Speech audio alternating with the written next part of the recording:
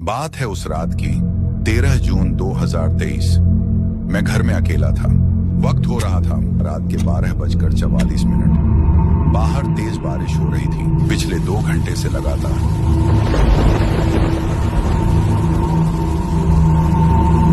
बिजली चली गई थी और अभी तक लौटी नहीं थी। घर में अंधेरा ही अंधेरा, बस एक मोमबत्ती जल रही थी, लेकिन वो भी धीरे धीरे बुझ रही थी। अब मोमबत्ती पूरी तरह बुझ चुकी थी।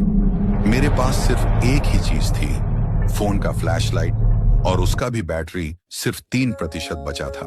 मैंने सोचा चलो फोन का फ्लैश ऑन कर देता हूं और जैसे तैसे रात काट लूंगा। लेकिन जैसे ही फ्लैश जलाया, मेरे पीछे से किसी की सांस लेने की आवाज आई।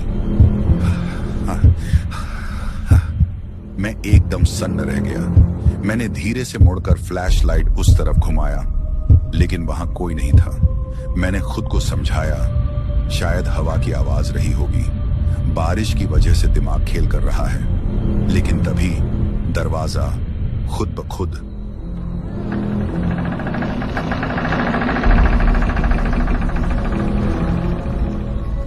करके खुल गया। मैंने पूरा दरवाजा बंद किया था, लॉक किया था, तो ये कैसे खुला?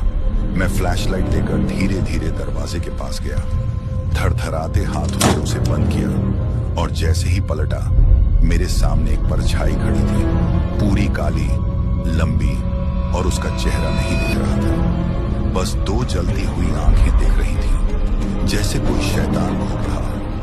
मेरे गले से आवाज तक नहीं निकल रही थी। मैंने कांपते हुए फ्लैशलाइट उस पर सीधा किया, और जैसे ही रोशनी उसके चेहरे पर पड़ी, वो चेहरा इंसानी नहीं था।